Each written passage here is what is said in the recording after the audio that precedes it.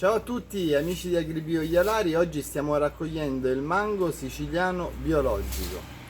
In pochi sanno che in Sicilia, soprattutto nella parte tirrenica di Messina dove siamo noi, cresce questa varietà di mango.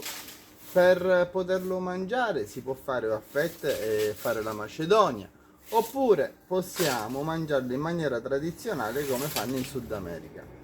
Prendono il mango bello maturo, dopo lo palpeggiano un po' in maniera tale che comincia a uscire il succo e i filamenti invece restano all'interno. Dopodiché si fa un buchetto nella parte superficiale e così tutto il succo comincia a uscire. Questo succo che è buonissimo.